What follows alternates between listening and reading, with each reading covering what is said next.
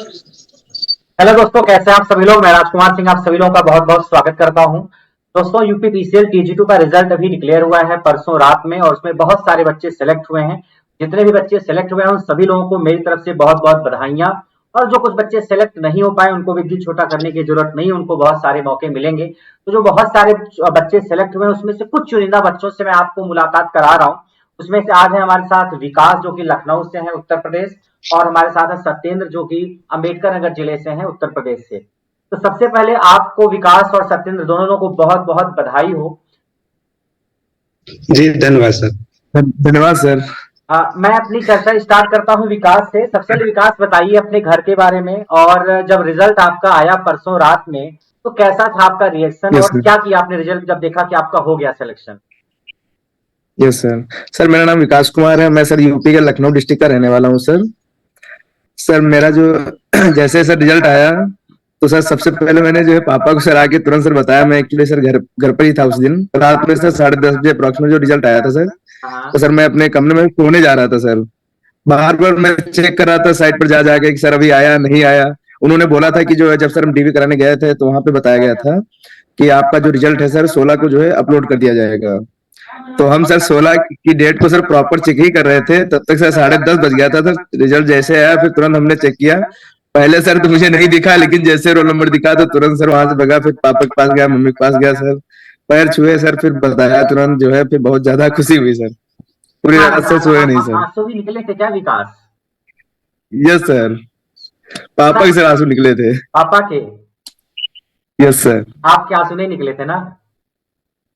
हाँ नहीं सर, हमारे आंसू नहीं निकले थे सर। खुश बहुत ज्यादा था लेकिन। ये होते हैं खुशी के आंसू जो आपने पापा की आंखों में देखा होगा। और यस सर। ये आपकी पहली जॉब है विकास। यस सर, मेरी पहली जॉब है सर ये। इससे पहले सर मैं प्राइवेट सर जॉब जो है सर बहुत जगह सर कर चुका हूँ। एक्चुअली सर मेरा सर जो जीवन है सर बहुत ज्यादा सर संघर्षशील रहा है सर। थोड़ा सा मैं बताइए सर आपने जो है अपनी क्वालिफिकेशन के बारे में, और उसके बाद कौन कौन कैसी यात्रा रही आपकी। Yes sir. सर मेरी क्वालिफिकेशन सर मैंने सबसे पहले सर 12th किया सर, 10 प्लस 12th किया। उसके बाद सर मैंने आईटीआई किया हाँ। इलेक्ट्रीशियन से। हाँ। देन सर उसके बाद सर मैंने जो है ग्रेजुएशन भी कंप्लीट किया। फिर अभी सर प्रेजेंट टाइम में सर डिप्लोमा कर रहा हूँ इलेक्ट्रिकल इंजीनियरिंग जेबी पंत गवर्नमेंट पॉलिटेक्निक लखनऊ से sir. Lateral entry sir second year. अभी सर एग्जाम उसके हुए हैं सर हमारे। अभी सर उसका जो है मतलब वाइवा सर चल रहा है, मतलब प्रैक्टिकल सर होने बाकी है सर। अच्छा। जी सर। बाकी सर अगर सर हमारे सर लाइफ के बारे में बात करेंगे सर, 8th तक जैसे सर पढ़ा तो मुझे कोई दिक्कत नहीं हुई सर। फिर 9th में आया, थोड़ा सर पैसों की ज्यादा प्रॉब्लम थी सर। फिर काम भी करना पड़ा सर। 9th से किया सर, हाई स्कूल किया, फिर इंटर काम कर कर कर ही सर पढ़ा मैं। मेट्रो में सर काम किया। एलएनटी नहीं होता सर जो हमारी कंपनी हाँ। है हाँ। हाँ। लखनऊ में। हाँ सर, लखनऊ में जो है मेट्रो बनवा रही थी कंस्ट्रक्शन सर। वहां हमने सर 2016 में ही सर काम किया। मेरा जो हाई स्कूल है ना सर 2016 ही पास आउट हूँ मैं हाई स्कूल सर। फिर मैंने इंटर किया, फिर सर ऐसे ही काम करते रहे धीरे धीरे, फिर सर पढ़ते रहे। अभी सर जब मैंने आईटीआई कर लिया उसके बाद में 1 साल मैंने अप्रेंटिस किया सर 132 के भी मेहताब बाग लखनऊ से सर। हाँ। हाँ सर। फिर आपसे सर मैं जुड़ा था सर। हमारा जो आईटीआई सर 18-20 सर हमारा सेशन था आईटीआई का सर। उसी में सर 20 में सर मैंने आपसे बात हुई। आप मतलब मैं आपका सर जेई का क्लासेस देख रहा था सर यूट्यूब पर। तो हाँ। मुझे बहुत ज्यादा समझ में आई सर आपकी क्लास। तो मैंने सोचा कि आपसे सर बात की जाए। तो नंबर सर आप क्लास में दे देते हैं सर अपना, तो मैंने आपको तुरंत कॉल किया। फिर मैंने आपसे बताया तो आप सर मुझसे पूछे कि आप प्राइवेट जॉब में जाना चाहते हैं गवर्नमेंट में जाना चाहते हैं। तो मैंने सर आपसे कहा कि गवर्नमेंट भी सेक्टर में। मुझे पता नहीं था सर कि ईपीपीएसएल जो है आईटीआई से हम फिल कर सकते हैं।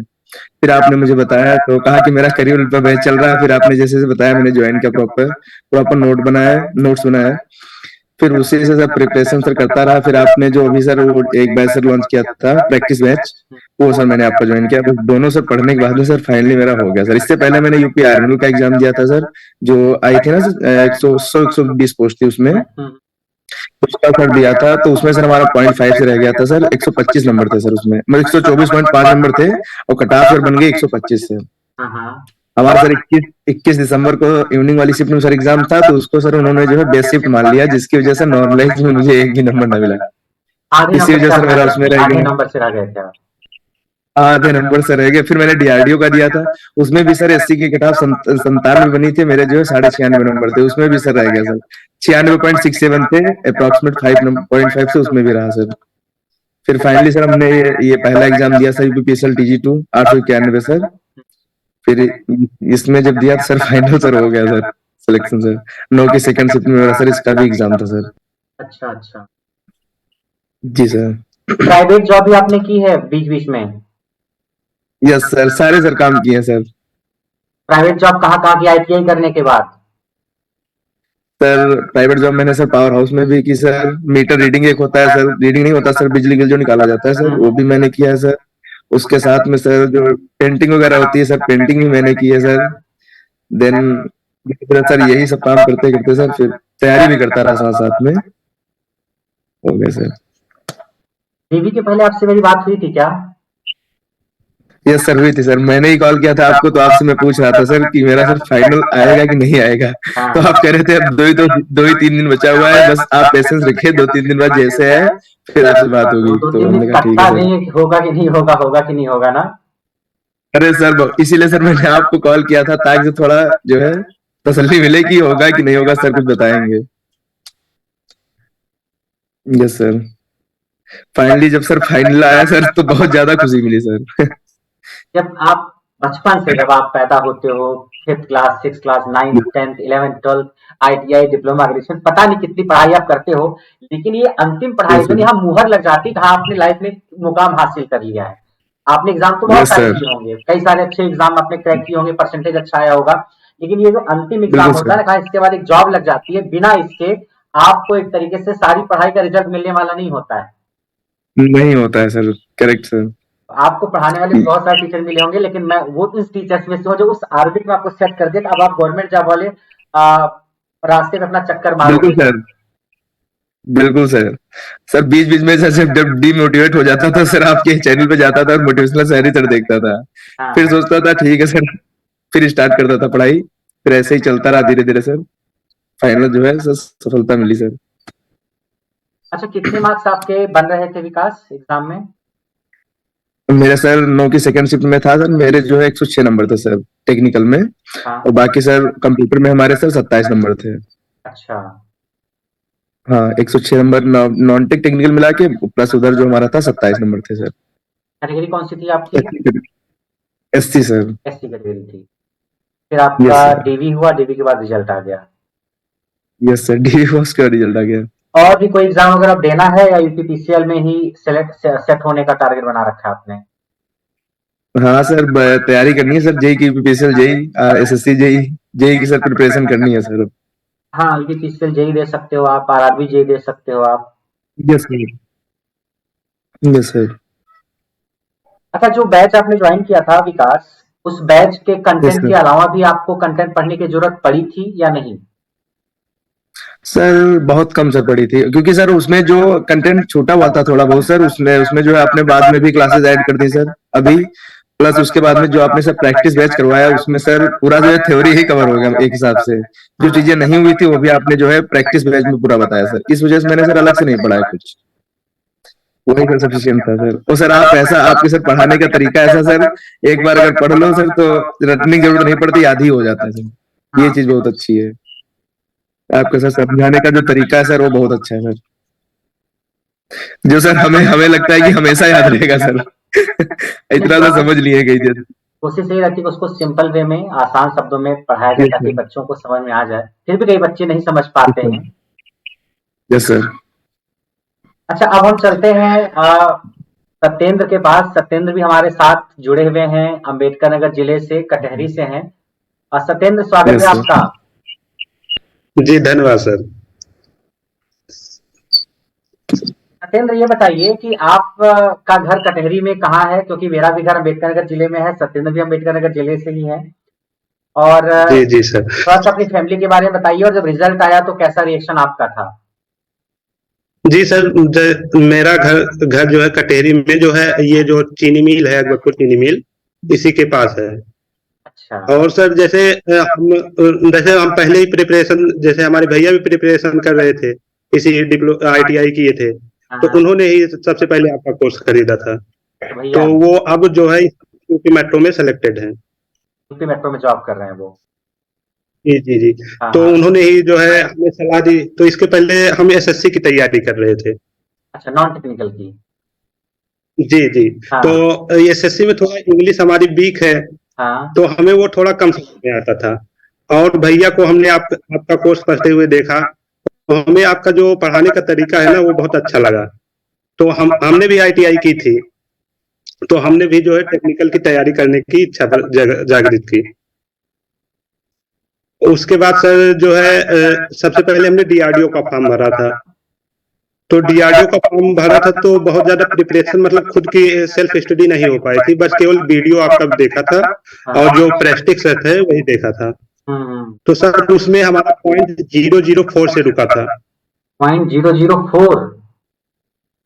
जी जी जी। इतने का तो नंबर उससे हमें बहुत जी जी जी सर। 0.004 तो उससे नंबर सर से?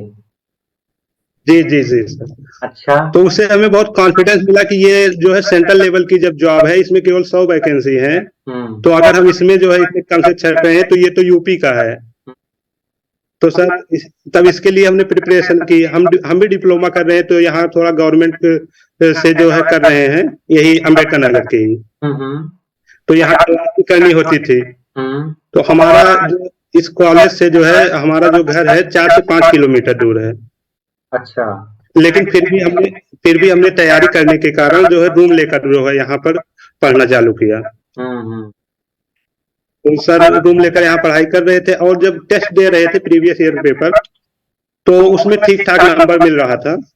तो वहां से कॉन्फिडेंस आया कि हम मिल सकता है।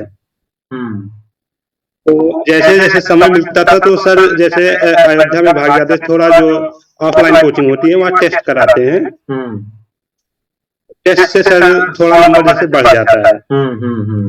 बाकी सर जो है सबसे पहले हमने जो है वो उसका कोर्स किया, जो है सब अच्छे से नोट्स बनाए।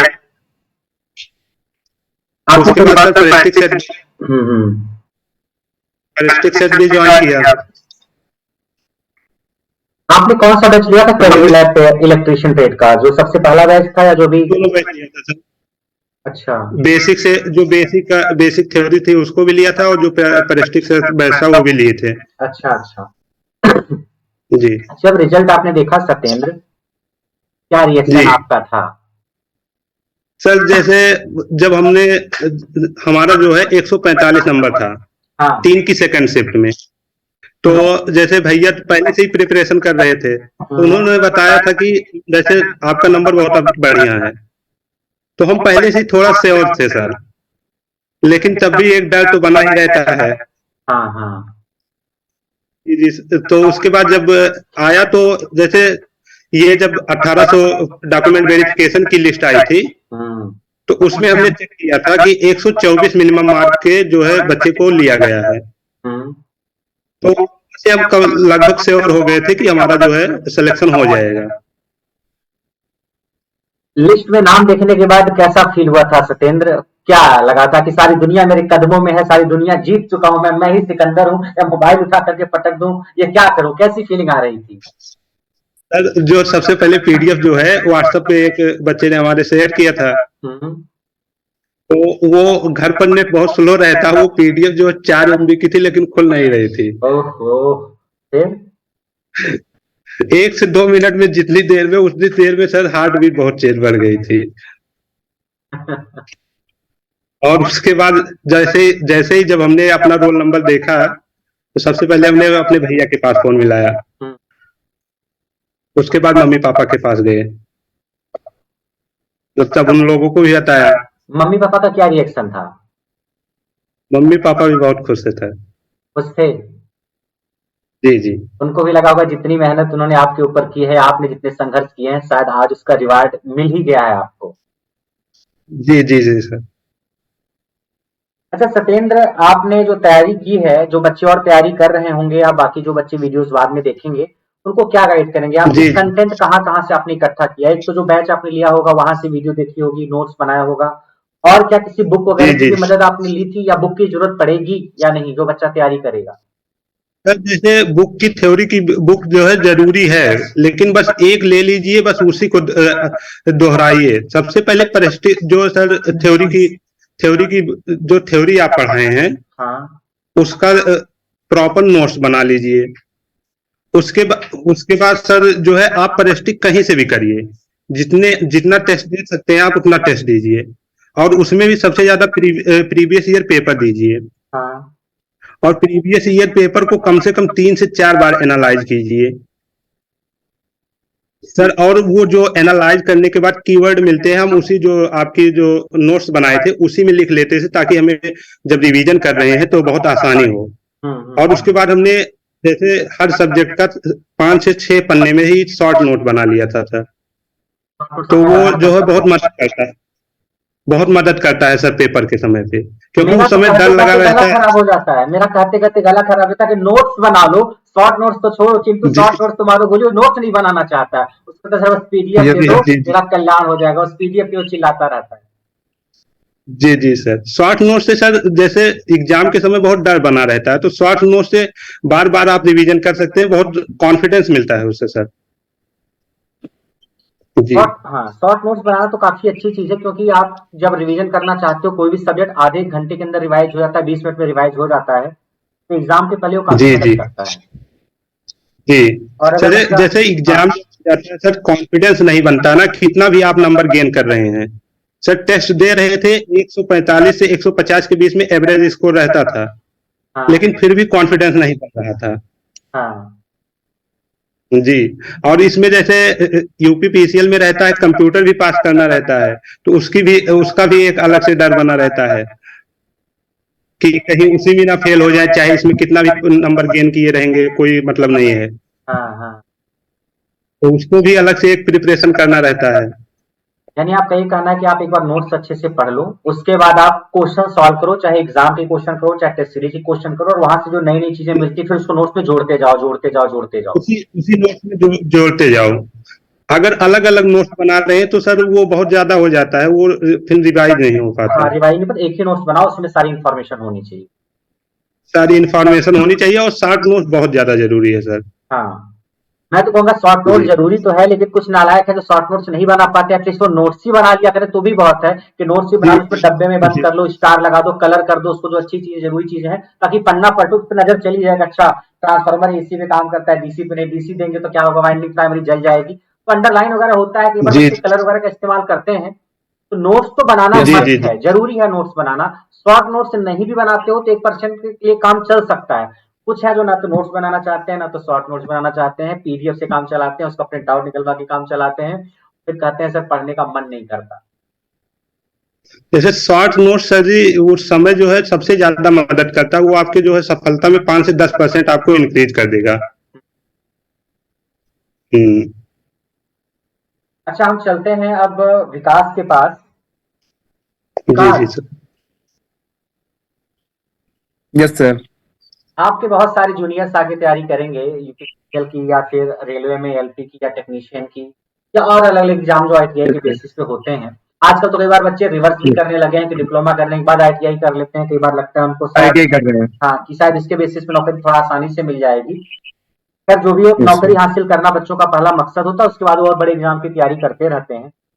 आप क्या सलाह देंगे विकास? आपने भी काफी संघर्ष किया है, काफी स्ट्रगल देखा है, काफी पेन भी महसूस किया है आपने, जहां आधे आधे नंबर से आपका सिलेक्शन रुका है।